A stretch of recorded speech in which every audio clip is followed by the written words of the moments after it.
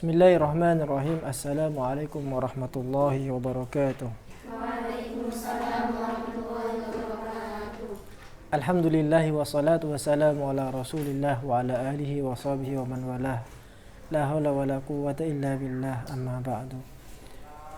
Alhamdulillah, pada sore ini kita bisa melanjutkan ngaji tafsir tematik, di mana tafsir tematik pada pertemuan kali ini kita akan mengangkat tema yaitu pernikahan di dalam Al-Quran.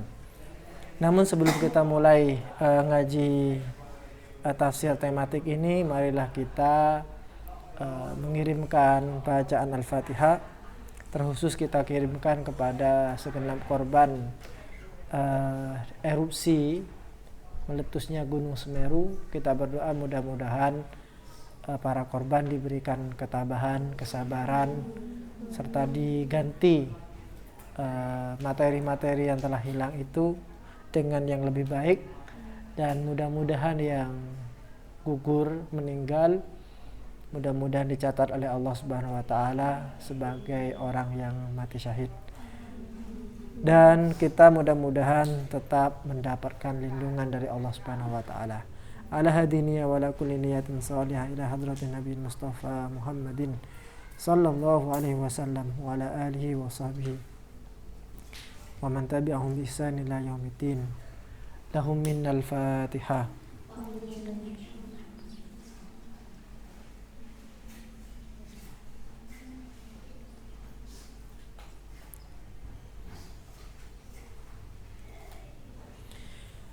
Baik, terima kasih. Pada pertemuan kali ini kita akan mengangkat tema yaitu pernikahan di dalam Al-Quran.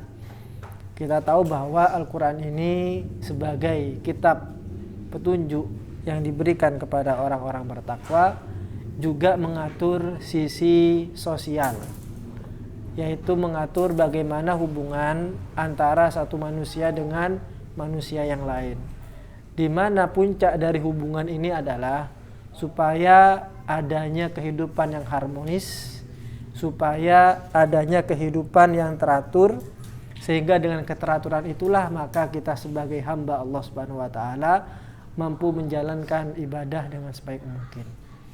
Termasuk yang diatur itu adalah masalah hubungan antara laki-laki dan perempuan. Lazimnya kemudian disebut dengan pernikahan, atau mungkin dalam bahasa yang lain disebut dengan kawin. Apa bahasa Arabnya? Ada dua. Yang pertama an-nikah. An-nikah sebagaimana disabdakan oleh Rasulullah sallallahu alaihi wasallam, an-nikahu sunnati faman raghiba an sunnati falaysa minni, bahwa nikah itu adalah sunnahku, jalanku. Faman raghiba an, lihat di sini ada raghiba an, itu artinya benci. Tapi kalau raghiba fi itu artinya cinta, sebaliknya malah. Raghibtu fi Fatimah, satu misal, berarti saya cinta Fatimah. Raghibtu an Tony, saya benci Tony. Itu gara-gara kata yang berbeda maka maknanya pun berbeda, meskipun dari fiil yang sama, raghiba. Barang siapa yang benci dengan sunnahku maka bukanlah termasuk dari golonganku. Jadi dulu itu ada seorang sahabat, dia berusaha supaya diakui atau mungkin bisa dianggap sebagai orang yang paling soleh pada zaman itu. Maka kemudian beliau ini berkata, saya tidak mau menikah. Kalau orang pada umumnya itu kan menikah.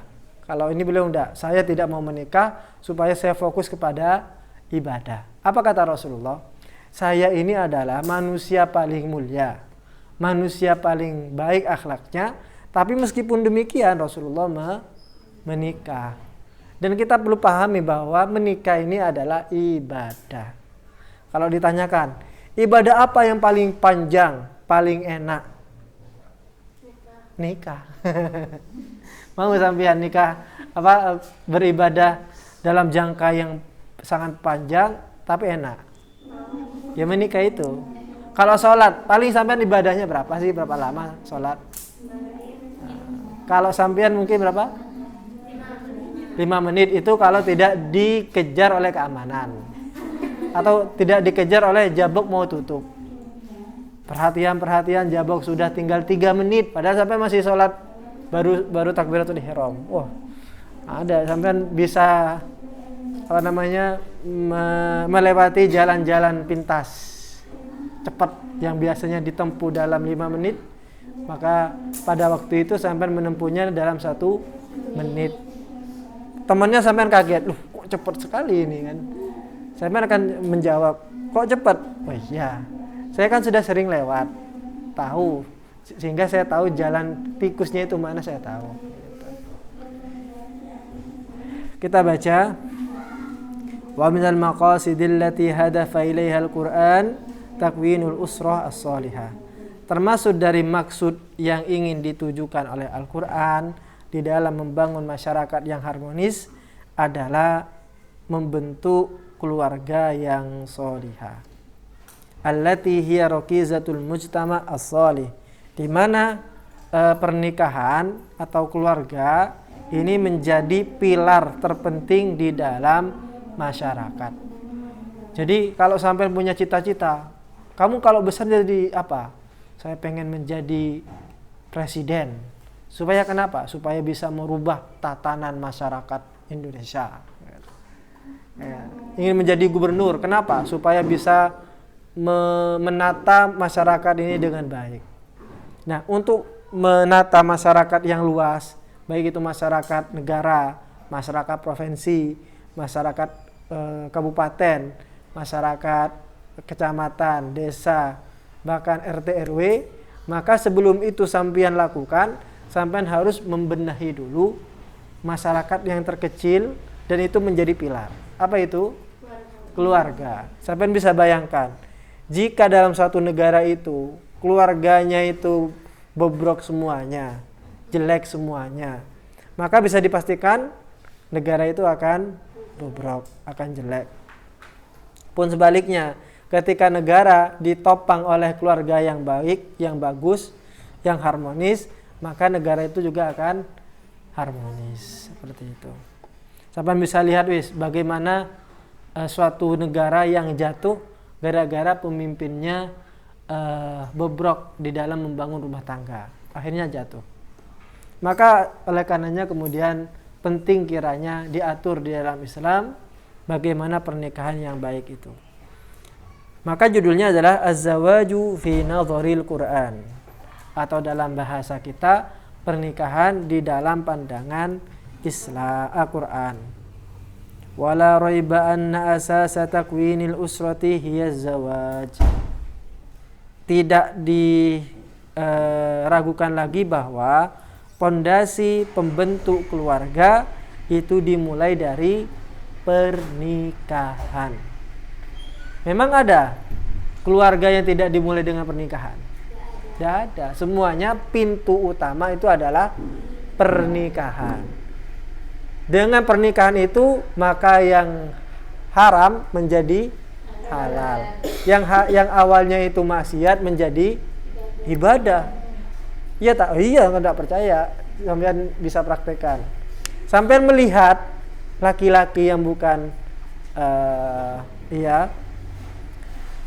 apalagi melihatnya dengan hawa nafsu ya.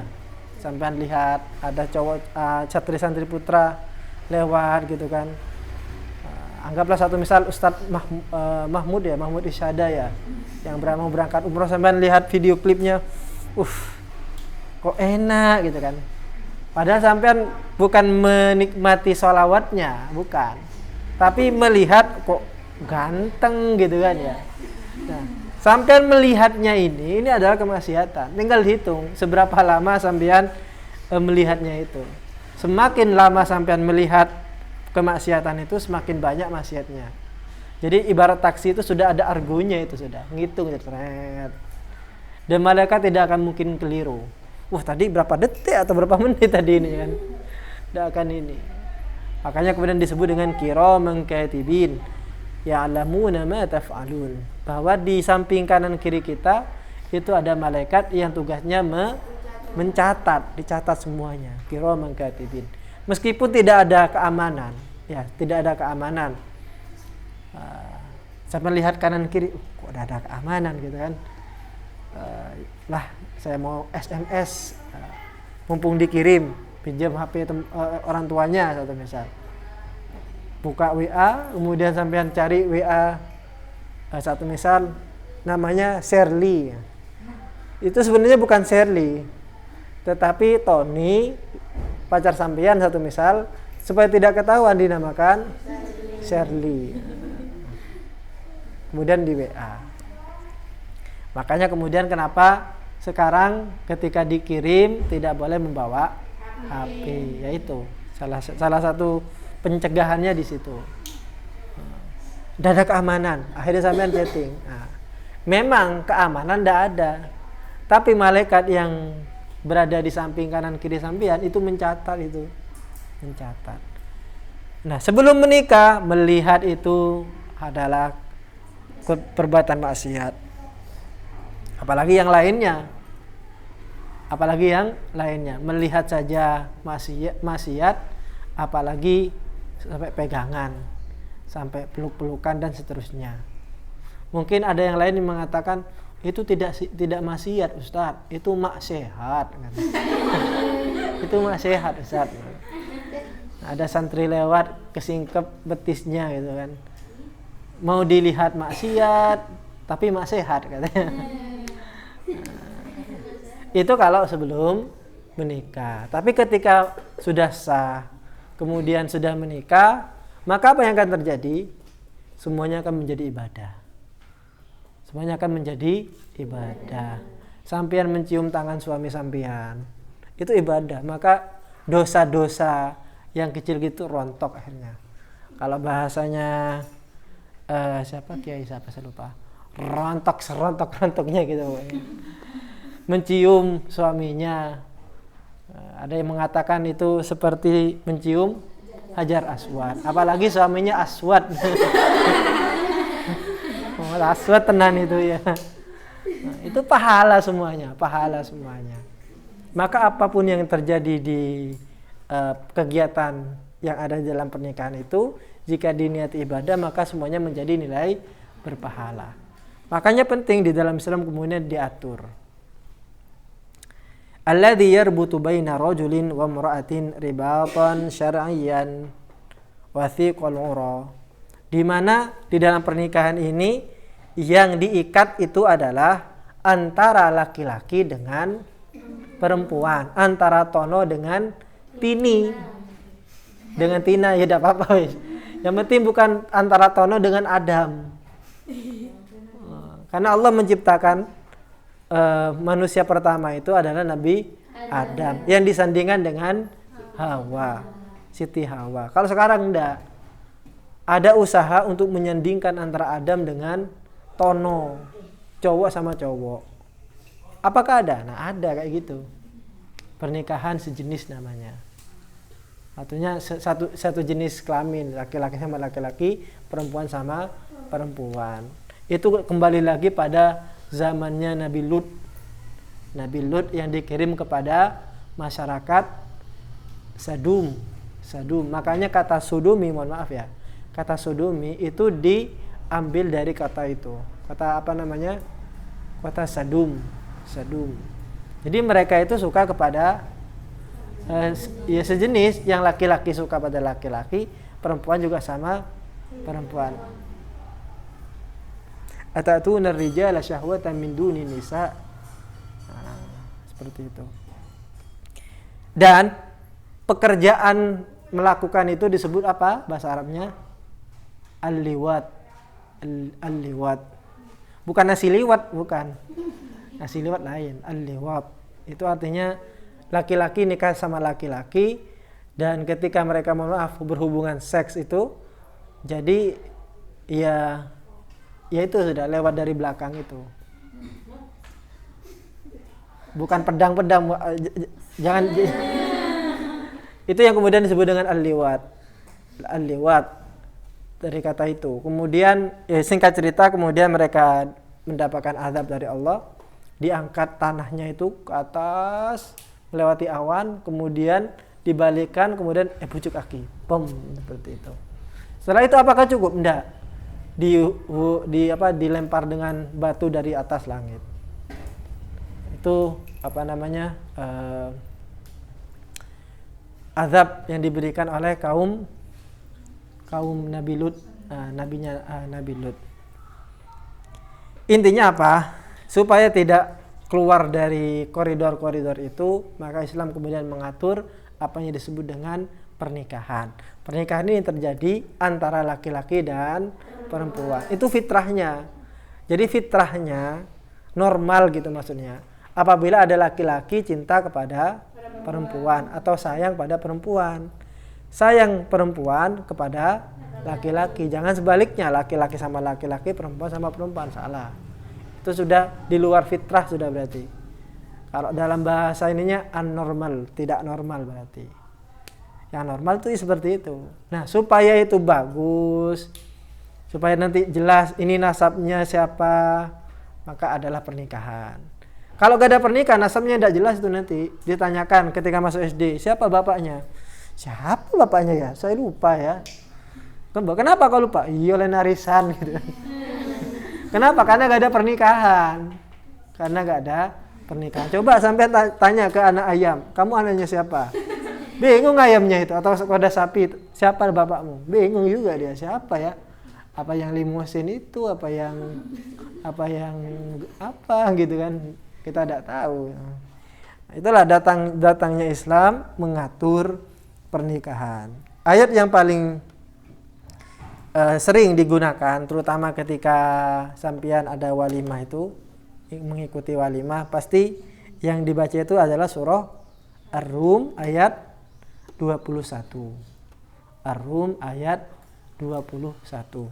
Allah berfirman, "Wa min ayatihi an khalaqalakum min anfusikum azwaja litaskunu ilaiha wa ja'ala bainakum mawaddatan wa rahmah inna fi dzalika laayatin liqaumin yatafakkarun."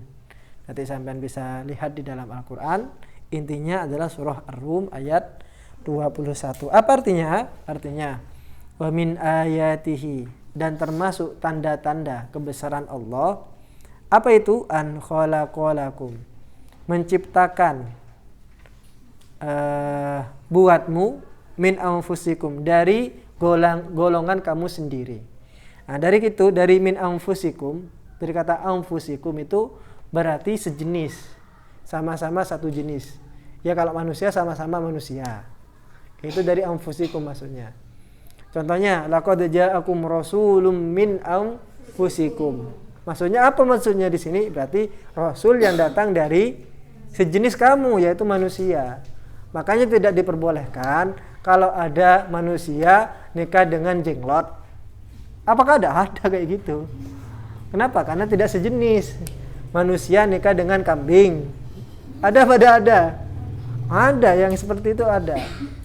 Itu yang saya sebut dengan abnormal tadi itu, yang tidak normal.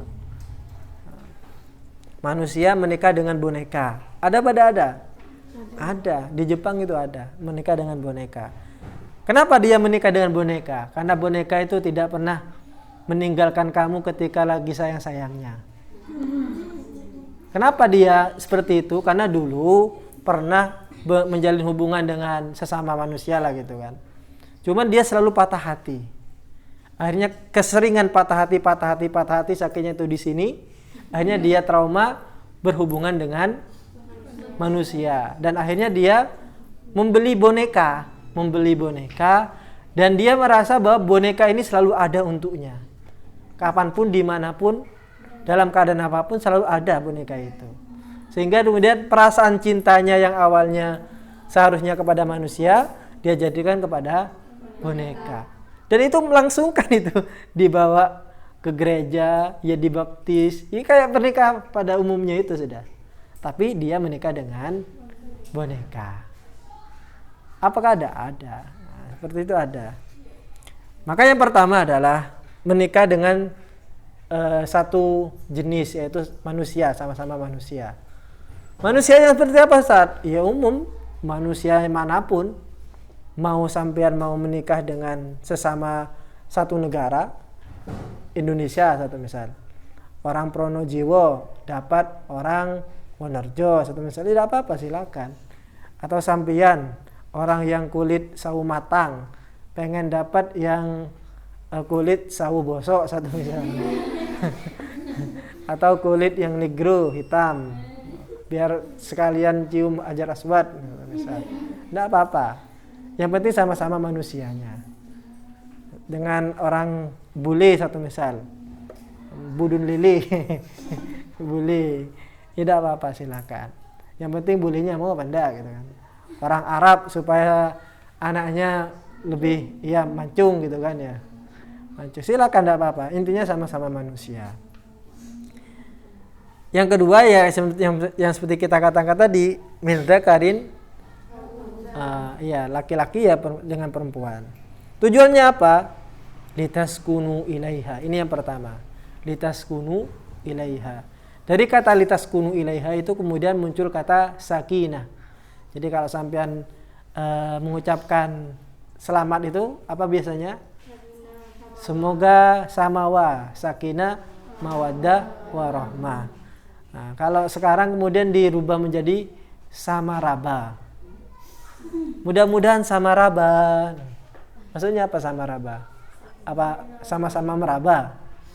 Bukan, sama raba, sakinah, mawaddah, samara, rahmah, barokah, tambah barokah. Ya intinya ini, litaskunu ilaiha. Yang pertama, supaya ada sakinah. Apa artinya sakinah? Sakinah artinya ketenangan. Ketenangan, sakinah.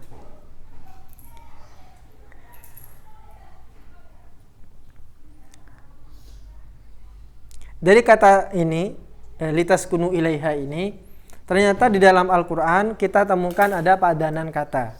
Ketika Allah Subhanahu wa Ta'ala di dalam surah Al-Baqarah ingin berkata kepada Nabi Adam, uskun anta wa zawjukal jannah.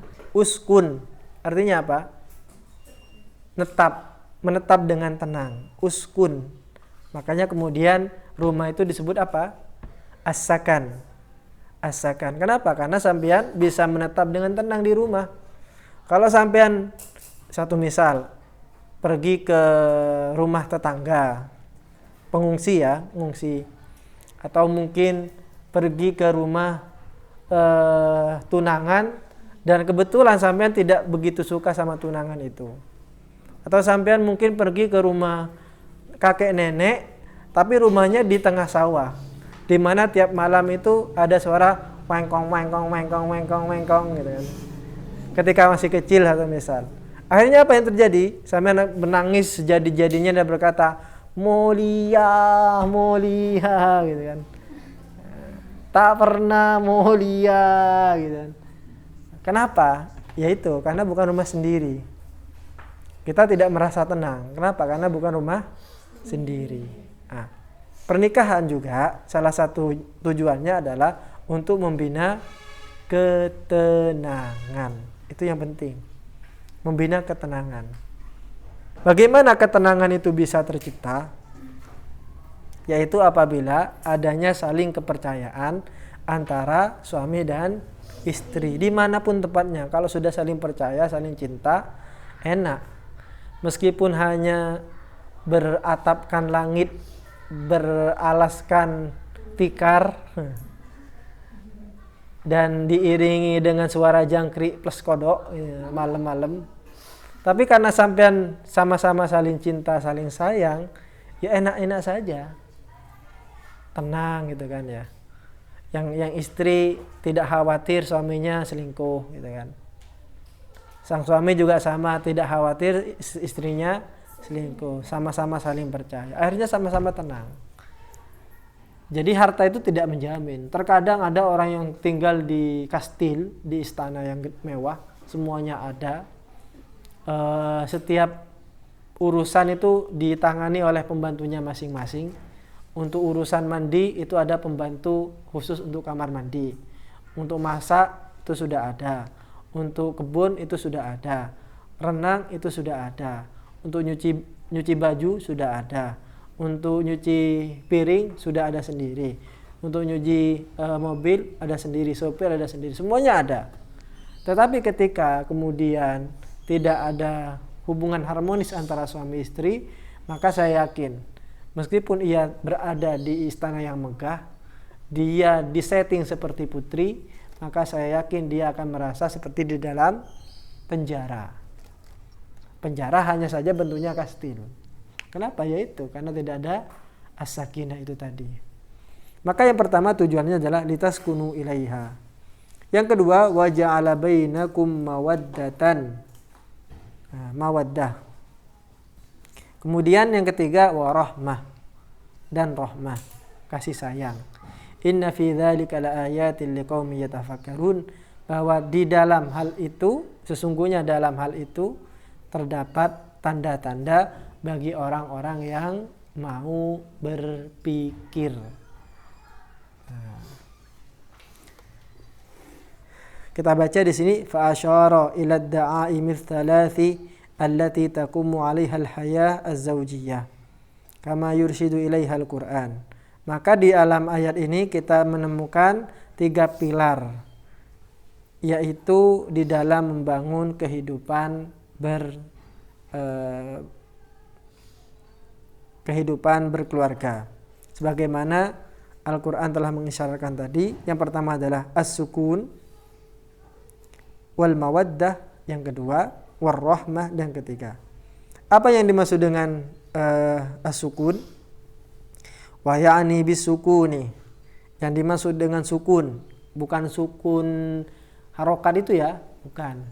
Atau sukun yang sampean makan itu, makan sukun. Saya dulu punya teman, dia 3 tahun di atas saya. Waktu itu saya kelas 6 tahun di atas saya kayaknya. Intinya dia senior. Waktu itu persiapan diniyah. Jadi kalau diniyah itu kan ada persiapan dulu kelas 1, kelas 2, kelas 3, kelas 4. Waktu itu pelajaran tajwid ditanyakan, apa perbedaan antara sukun dengan mati? Nah, jadi si kakak kelas ini yang satu kelas itu, dia aliyah kelas 3 kayaknya. Saya waktu itu masih kelas 6 MI. Tanya ke saya, apa perbedaan antara sukun dengan mati?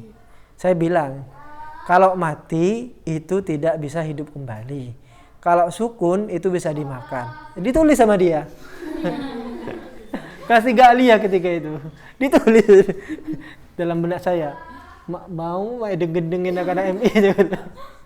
Ditulis, kalau mati tidak bisa hidup. Ya kan, benar kan ya?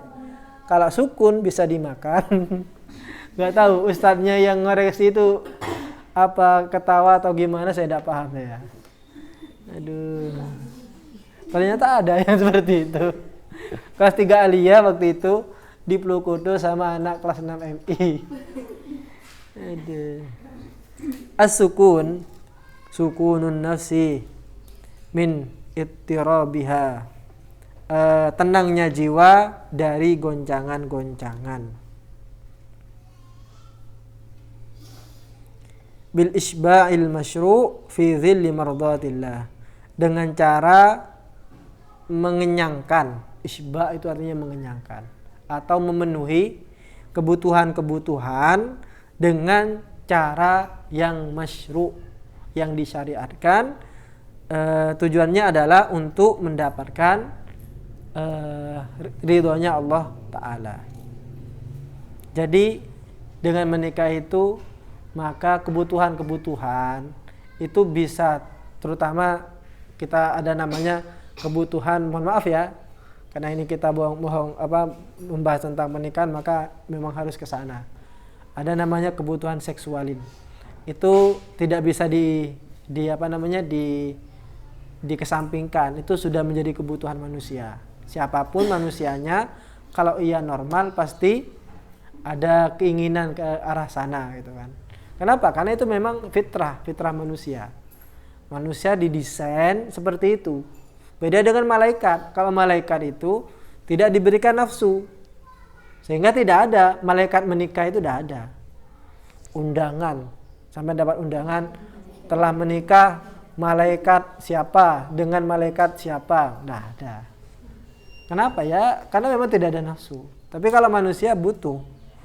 Nah, supaya nafsunya itu tersalurkan dengan baik di tempat yang baik sehingga tidak memunculkan kemudaratan, maka muncullah pernikahan itu.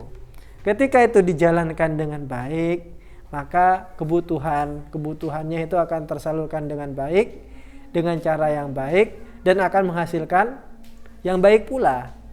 Ya seperti itu sudah. Tapi kalau sampeyan menyalurkannya dengan cara yang salah,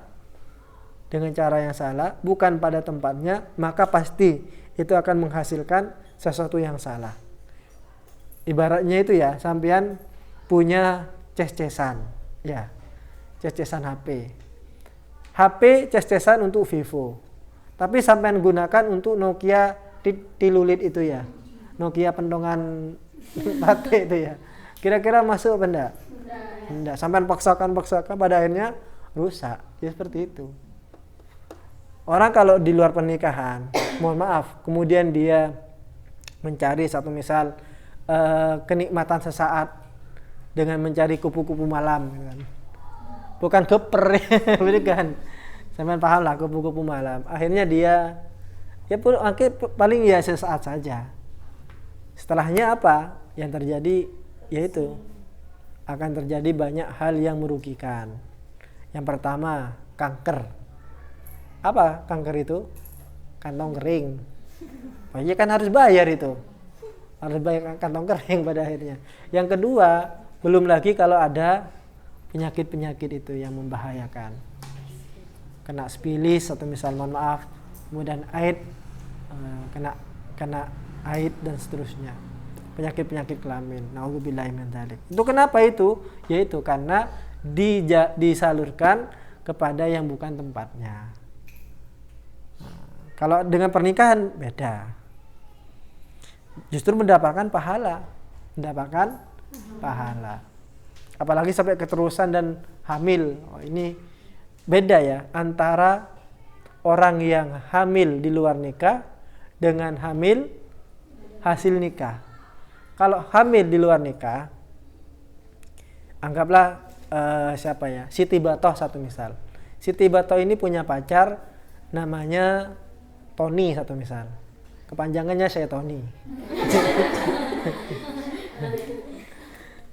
Nah, pacaran sampai pada akhirnya terlambat ya, offset dan terjadilah apa yang terjadi. Hubungan satu malam. Dan ternyata kemudian hamil. Ketika diketahui bahwa ia itu hamil, apa yang akan terjadi? Yang pertama, dia akan berusaha untuk menutupi, kalau perlu digugurkan. Ini membahayakan untuk jiwa ini. Yang pertama berarti membunuh janin, dan ini dosanya amat besar, membunuh jiwa kan. Kemudian yang kedua, ini juga membahayakan untuk si ibu itu. Yang ketiga, jika orang tuanya si Siti Batoh ini tahu ya, Siti Batoh ini bahwa dia hamil di luar nikah, apa yang akan terjadi? Dia akan mencari, mungkin bawa arit ya, bawa celurit, dia akan mencari siapa yang menghamili anaknya itu. Oh ternyata Tony, dia datang ke rumahnya Tony. Apakah kemudian mengucapkan selamat? Oh selamat Tony, kamu hebat gitu kan, telah menghamili anak saya, hebat. Apakah begitu? Hendak. Dia akan mengalungkan arit itu, celurit itu ya. Kalau perlu kemudian dibawa ke kantor polisi dan seterusnya. Itu yang terjadi apabila di luar pernikahan. Tapi kalau terjadi di dalam pernikahan, maka apa yang terjadi? Sampai akan difasilitasi. Mulai dari pernikahannya dibesar-besarin. Kalau perlu 7 hari 7 malam tidak berhenti, non-stop. Hari pertama nang ke syukur satu misal. Hari kedua nang ke reok. hari ketiga nangke ketang. Semuanya pokoknya dimeriahkan sampai nyembeli semuanya wis, sapi 10 satu misal, sembelih semuanya. Setelah menikah sama orang tuanya perempuan ini, sama orang tuanya Siti Bato ini, Tony diberikan fasilitas ini, saya sudah belikan tiket buat kamu berdua jalan-jalan ke Eropa. Bulan madu katanya. Siapa yang membandani ini? Mertuanya ternyata, mertuanya. Sebenarnya siapa sih bulan madu itu? Ya jalan-jalan untuk apa? Untuk memproduksi anak. Itu kan sebenarnya kan. Nah, ketika dia pulang, kemudian dia owe ya, uwe gitu kan ya. Bukan masuk angin karena apa namanya jalan-jalan di Eropa ini masuk angin, bukan. Hanya dia datang ke Pak Edison, diperiksa, ternyata ada janinnya. Ketika diberitahu berita ini kepada orang tuanya, apa yang terjadi? Wah, senang luar biasa. Bedakan kalau tadi sebelum nikah itu ketika mendengar bahwa anaknya hamil, ekspresinya marah. Tapi kalau yang sudah nikah ini ekspresinya apa? Senang. Hebat Tony, kamu menantu idaman gitu kan. Wis tak kasih mobil Alphard gitu. Ada yang kayak gitu itu. Nah, itu gara-gara apa? Pernikahan.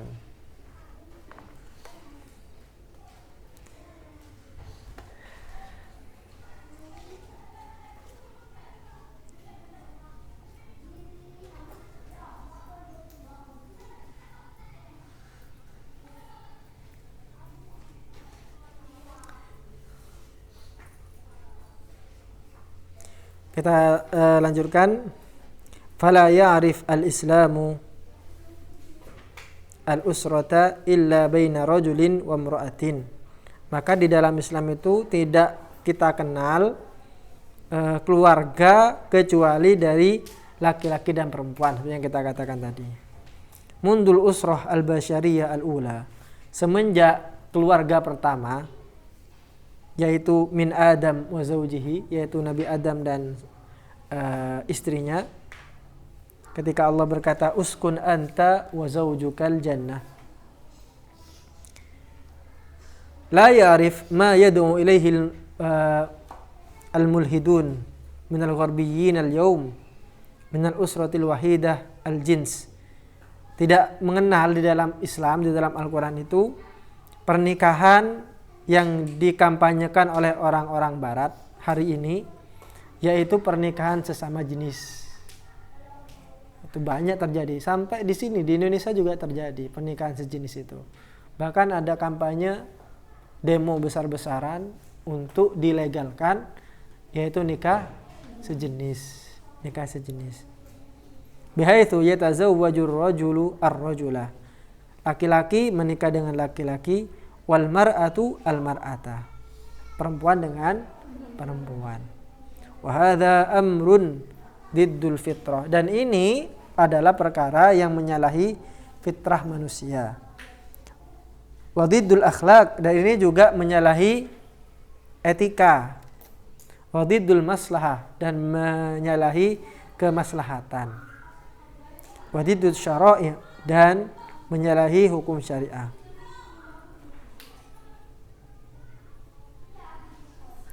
Wa huwa lil asafi ma hawala mu'tamarus as-sukkan fil Qahirah tahun 1994 wa mu'tamalul mar'ah 1990. Bahkan sampai ini bahasanya itu sampai ada seminarnya, seminar yang digawangi oleh mereka itu untuk melegalkan pernikahan satu jenis. Wa bihadza yuqawimul Qur'an nau'ataini munharifatain. Oleh karenanya kemudian Al-Qur'an tidak setuju, bahkan melawan dua jenis pernikahan yang melenceng. Yang pertama apa? Awwaluhuma naz'atur rahbaniyah al-munafiyah lil fitrah allati tuhrim az-zawaj. Yang pertama adalah mengharamkan pernikahan Yang itu artinya menafikan adanya fitrah, mengharamkan pernikahannya. Kayak tadi itu, sahabat yang datang kepada Rasulullah, dia tidak mau menikah, mengharamkan dirinya untuk menikah, dan ingin fokus kepada ibadah. Ini salah. Sampeyan di pondok ya, karena alasan saya pengen belajar terus, saya tidak mau nikah wis, saya mau nikah dengan ilmu, menikah dengan kitab, tidak apa-apa. Tapi ketika sampeyan itu mengharamkan bahwa haram bagi saya sampai kapanpun tidak boleh menikah, nah ini tidak boleh. Tapi ketika sampeyan ada pilihan, sepertinya saya itu lebih baik tidak menikah. Kenapa? Karena saya tidak mau tersakiti berkali-kali. Jadi ketika dia ingin menjalin hubungan selalu patah hati terus. Trauma membesar, akhirnya meletus, erupsi kayak Semeru ya. Akhirnya kemudian dia anti menikah. Akhirnya dia fokus untuk ibadah, ya silakan, tidak apa-apa. Fokus untuk ilmu, ya tidak apa-apa. Bahkan ada kitab yang dikarang oleh Syekh Abdul Fattah Abu Ghuddah. Judulnya itu adalah Al-Ulama Al-Uzzab Alladzina Atharul Ilma Ala Zawaj. Ulama-ulama yang jomblo, tidak menikah. Uzzab itu artinya jomblo. Alladzina atharu al-ilma, yang mendahulukan ilmu daripada menikah. Contohnya siapa? Ada namanya Imam Nawawi.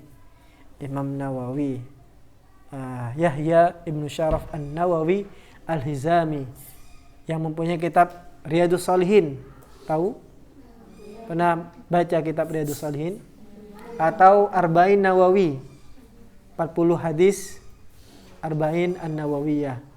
Pernah? Atau At-Tibyan fi Adabi Hamalatil Quran. Pernah baca?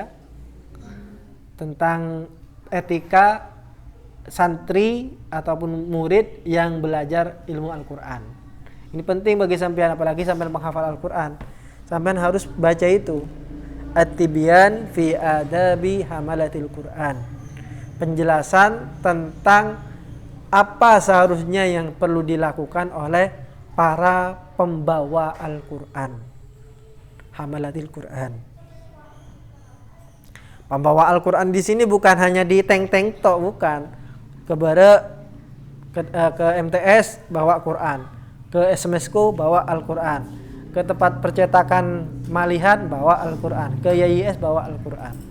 Bukan itu yang dimaksud, tapi seakan-akan Al-Quran berada di atas pikirannya, baik itu dihafal ataupun di lisannya selalu dibaca gitu kan. Dan bahkan dipraktekkan setiap saat. Itu namanya hamalatul Quran, orang yang membawa Al-Quran. Jangan seperti kerbau yang membawa kitab. Apa akhirnya? Kalau kerbau membawa kitab atau himar. Tahu himar sampean? Nah, himar. Himar keledai apa kedelai? Keledai apa kedelai? Keledai yang membawa kitab. Kama thalil himar yahmilu asfaro. Artinya apa? Tidak manfaat. Sampai biar kayak apa namanya? Biar kelihatan intelektual, bawa kitab kemana-mana. Ketika ditanyakan apa isinya, dah tahu. Itu namanya intelek. Tapi dada tualnya intelek saja, telek ya. Nah, ini yang pertama, Islam tidak setuju dengan adanya pengharaman diri untuk tidak menikah, kecuali karena alasan-alasan tertentu. Karena suatu misal kayak Imam Nawawi itu, Imam Nawawi fokus kepada ilmu. Kenapa? Karena pada zaman itu, pada zamannya Imam Nawawi, bangsa Tatar, Mongol ya, itu kan menyerang umat Islam, membunuh para ulama. Bahkan mereka itu membumi hanguskan kota Baghdad ketika itu. Semua perpustakaan di bumi hanguskan. Bahkan ya diceritakan kitab yang mereka buang ke lautan itu sampai lautannya menjadi hitam. Kenapa? Karena banyaknya kitab yang dibuang. Saking kejamnya Tatar. Nah, kalau tidak ada generasi-generasi yang fokus di bidang ilmu ini atau ilmu agama secara khusus, maka nanti dikhawatirkan ilmu ini akan hilang. Kalau semuanya fokus kepada menikah semuanya gitu kan, nggak ada yang belajar, ya hilang ilmu itu nanti. Nah, di sini Imam Nawawi beliau fokus kepada belajar terus. Jadi beliau itu hanya satu hari itu 24 jam, istirahatnya cuma 2 jam saja. Itu pun tidur seperti orang mati itu. Bukan kayak sampean. Kalau sampean kan adlerpar gini kan ya. Kalau ini enggak, beliau kayak orang mati itu sudah. Ini jadi lambung ininya ada di sebelah bawah gitu. Tidak enak namanya juga orang tidur seperti itu. Tapi ya itulah tirakat beliau untuk ilmu. Tidak apa-apa. Jadi kalau di sini ada santri yang fokus ingin ilmu gitu kan, sehingga tidak mau menikah, ya tidak apa-apa, silakan. Sepertinya ada sih. Ya, jangan diteruskan. Watanzur ilal warisa al-jinsiyah wa ka'anha rijsun min amali syaitan. Ia melihat, orang yang kelompok pertama ini, dia melihat bahwa hubungan seksual mereka anggap itu adalah perbuatan yang najis, perbuatannya setan dan harus dijauhi. Nah, ini berarti menyalahi fitrah, ini sudah menyalahi fitrah. Watan furu min al-mar'ah, dan ia selalu lari dari perempuan. Didekati perempuan, lari dia. Maksudnya didekati sini ada perempuan yang suka pada dia, kemudian ngasih sinyal sebenarnya si perempuan ini, tapi dia malah lari. Akhirnya ya nggak ada yang mau akhirnya ya. Kenapa? Karena dia lari dari perempuan. Tapi nggak tahu kalau didekati laki-laki apakah nggak paham saya. Walau kanat ukhtan au umman, bahkan ibunya atau saudarinya, kakak perempuannya, ketika ia didekati tidak mau dia. Nah, ini yang pertama, Islam menafikan itu. Orang yang menganggap bahwa pernikahan itu adalah omong kosong, nah ini Islam tidak setuju itu. Wa thaniyatuhuma, dan yang kedua, naz'atul ibahiyah allati tutlaq al-anan lil gharizati bila dhabitin wala rabitin. Kelompok yang kedua yang menyembah kepada hubungan seksual. Kalau tadi kan yang anti hubungan seksual, yang menganggapnya itu adalah perbuatan setan. Kalau ini enggak, penyembah hubungan seksual. Jadi kehidupannya itu adalah ya itu aja. Bercocok tanam itu aja kehidupannya. Apakah ada? Banyak, seperti itu banyak. Apalagi di dunia modern saat ini. Jadi kehidupannya ya seperti itu. Makan, tidur, cocok tanam. Makan, tidur, cocok tanam dan seterusnya kayak gitu. Sehingga di dalam hubungannya mereka itu tanpa ada batasan. Bila dhabitin wala rabitin, tidak ada batasan, tidak ada ikatan. Jadi siapapun dengan apapun, dimanapun jadi. Apakah ada? Ada kayak gitu. Terutama di masyarakat barat ada yang kayak gitu. Jadi mohon maaf, main dengan siapapun tidak ada masalah. Kapanpun tidak ada masalah, dimanapun tidak ada masalah. Dimanapun maksudnya apa? Ya di jalan umum tidak ada masalah. Apakah ada? Ada yang kayak gitu. Nah ini artinya dia kelewatan. Kalau tadi itu anti pernikahan, kalau ini malah kelewatan. Malah tidak ada pernikahan, tidak. Pokoknya ya itu aja.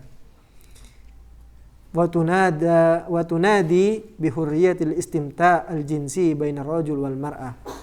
Ia mengkampanyekan adanya kemerdekaan di dalam menikmati hubungan seksual antara laki-laki dan perempuan. Dunartibatin bimas'uliyatin, tanpa adanya keterhubungan tanggung jawab.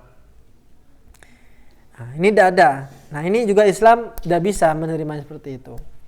Kalau di dalam Islam jelas, hubungan pernikahan itu ketika sudah terucapkan akad ijab dan qabul, maka nanti ada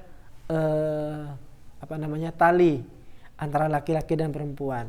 Di mana tali ini kemudian menimbulkan hak dan kewajiban. Itu jelas, semuanya diatur. Ketika saya dan dia pada awalnya itu adalah orang lain, kemudian dengan qabiltu nikaha wa tazwijaha bil mahril madhkuri halan, itu kemudian menjadi kita. Awalnya kan saya sama dia, kemudian menikah menjadi kita, kan menjadi halal sudah kan ya. Nah, ini kemudian ada hubungan tanggung jawab yang disebut dengan tadi itu mas'uliyah tadi. Tanggung jawab ini mengandung hak dan kewajiban. Hak suami itu apa, kewajiban suami apa. Hak istri apa, kewajiban istri apa. Semuanya diatur itu.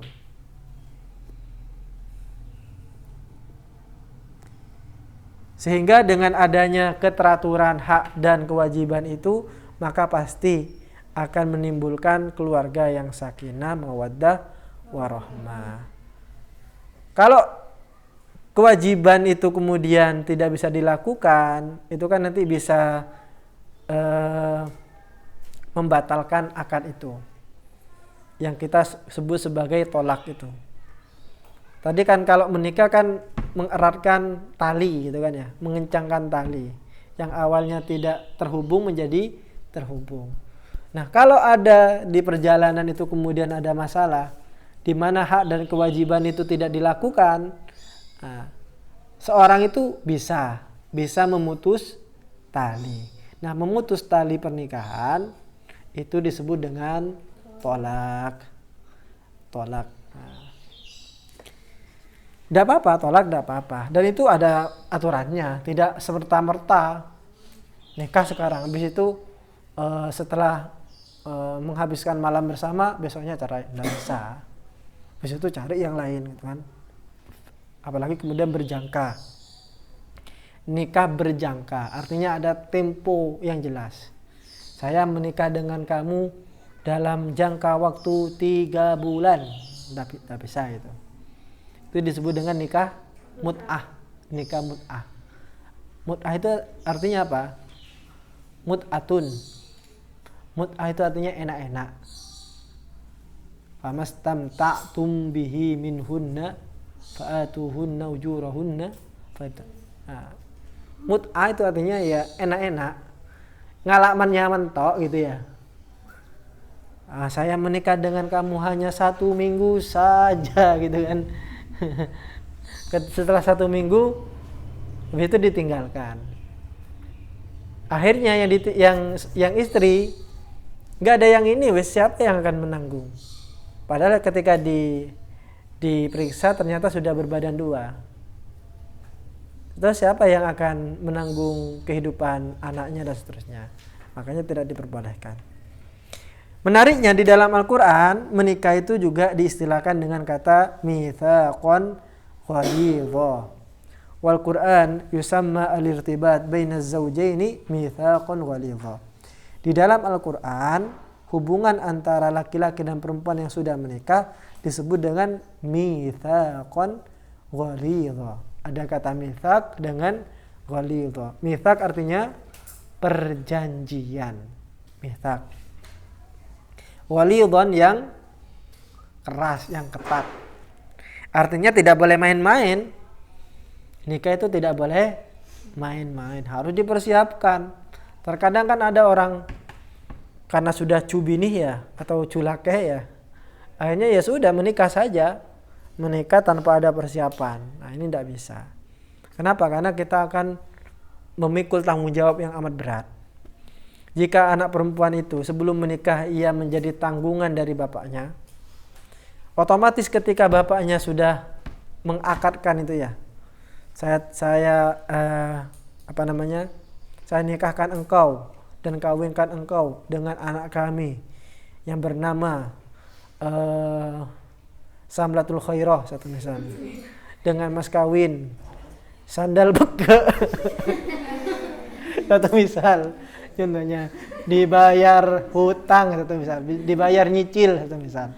Nah, ketika ia mengatakan seperti itu, sebenarnya orang tua itu sudah ingin mengalihkan beban yang seharusnya anak perempuannya itu menjadi beban dia, baik itu beban biaya, beban akhlak juga. Biasanya kalau anak perempuan ini tidak sholat, maka yang mengingatkan siapa? Ayahnya. Kenapa? Kan ini kewajibannya. Ketika sudah beralih ke suami, makanya suaminya sudah. Yang sekarang ini, suaminya ini bukan hanya menanggung istrinya tadi itu, biayanya itu, biaya sekolahnya, biaya bedaknya, biaya skincare-nya gitu kan ya. Biaya online shopnya, dia sebenarnya tidak kemana-mana, anaknya anteng, tapi HP-nya gini-gini tuh, sebentar-bentar paket gitu kan, paket. Nanti ada film nanti adab seorang istri yang suka belanja online. So, ada kayak gitu itu film-film kisah Indosiar itu. Ya intinya apa? Intinya yaitu bahwa tanggung jawab seorang suami itu besar. Apalagi maharnya apa?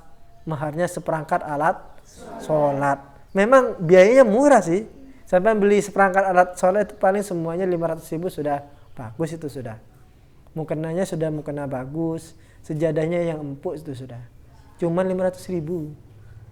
Tapi itu sebenarnya bebannya berat itu. Ketika memberikan mahar itu berarti kan sholatnya itu kan berarti yang harus ngontrol adalah suaminya. Kalau kebaliknya kemudian justru suaminya yang jarang sholat, nah ini malah kebalik ini. Istrinya akhirnya dibiarkan mau sholat mau tidak sholat dibiarin, tidak bisa. Makanya Allah berfirman, wa in aradtum istibdala zawjin makana zawjin wa ataitum ihdahunna qintara fala ta'khudhu minhu syai'a ata'khudhunahu buhtanan wa ithman mubina wa kaifa ta'khudhunahu wa qad afdha ba'dukum ila ba'din. Nah ini wa akhadna minkum mitsaqan ghalidha.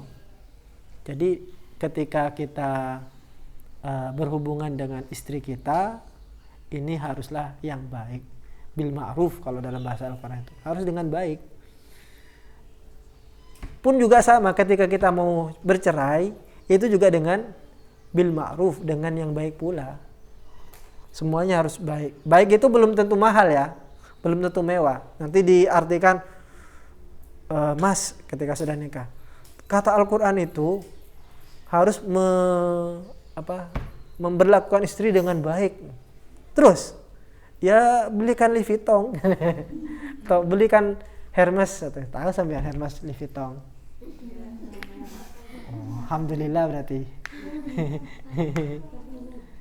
Itu tas yang harganya 2 miliar 3 miliar itu.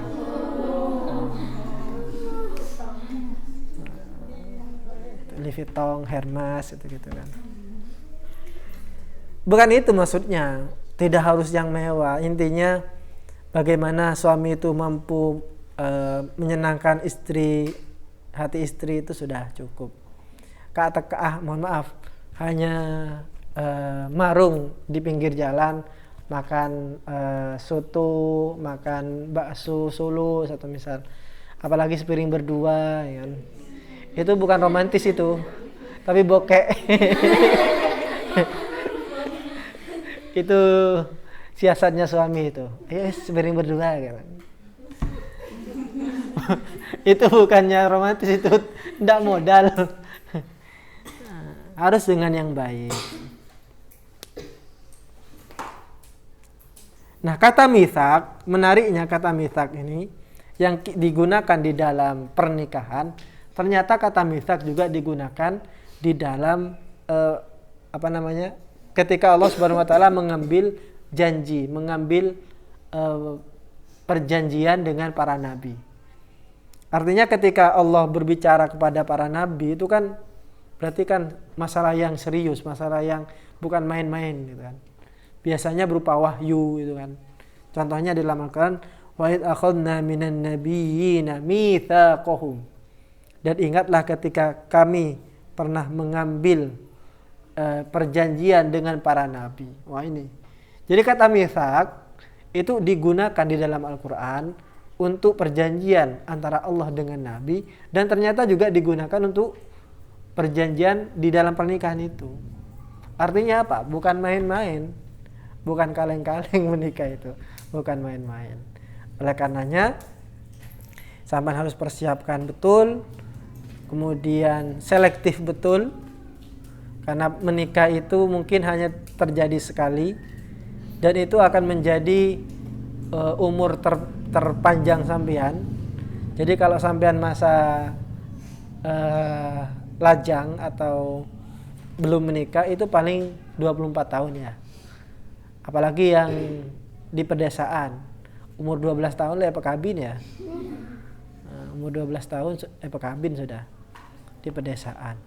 Untungnya sampai dimondokkan ya. Paling sampai YIS ya umur 22 lah. 22 tahun. Sisanya menikah. 22 tahun versus anggaplah umur sampean 80 tahun. Terlalu banyak. Saya kurangi aja ya. 50 tahun. Terlalu sedikit. Naker TV ya. Anggaplah 60 tahun lah ya, 60 tahun. Berarti berapa itu umur pernikahan sampean? Dari sampean nikah sampai meninggal. Hah?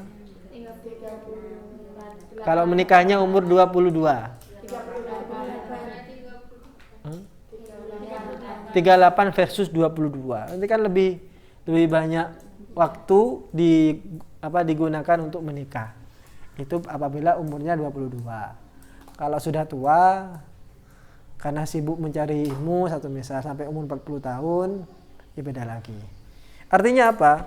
Artinya seumur hidup sampean kurang lebih 38 tahun itu akan dihabiskan dengan laki-laki itu, yang akan menemani sampean suka dan duka. Oleh karenanya jangan sampai salah pilih. Bagaimana cara memilih jodoh yang baik? Nah, itu nanti di pembahasan yang lain itu. Yang penting kita tahu dulu bagaimana pernikahan di dalam Islam. Ini yang pertama berarti bahwa mitsaqun ghalidha itu adalah perjanjian di dalam Al-Qur'an yang ingin dihubungkan antara laki-laki dengan perempuan di dalam pernikahan. Kemudian yang kedua, ada ibaratnya di dalam Al-Qur'an itu dalam surah Al-Baqarah 187. Wa abbarul Qur'anu 'anil 'alaqati bainaz zawjain. Hubungan antara suami istri, hunna libasul lakum wa antum libasul lahun. Mereka para istri itu adalah libas. Apa artinya libas? Baju, pakaian.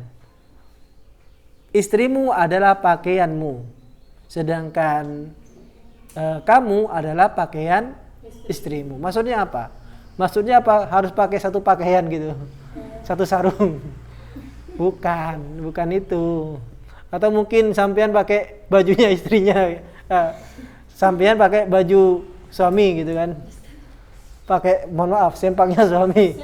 Bukan itu maksudnya. Itu kalau ndak ngaji tafsir ya akhirnya seperti itu. Hunna libasul lakum wa antum libasul lahun. Oh berarti pakaian suami saya adalah pakaianku. Akhirnya yang kui pun atau suaminya mohon maaf pakai katok satu misal.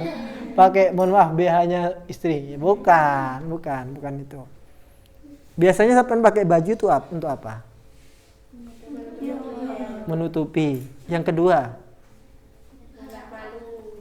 iya, menutupi itu kan berarti supaya kemaluan atau hal-hal yang harus ditutupi itu kan harus tersimpan, termasuk kemaluan itu. Kecuali kalau tidak punya malu ya. Yang kedua yaitu supaya nyaman. Sampai pakai baju selain untuk menutupi apa lagi? Kenyamanan kan ya? Iya kan? Kalau ada orang pakai baju tapi kok tidak nyaman gitu kan ya. Kira-kira gimana makainya itu? Gini-gini tok nih.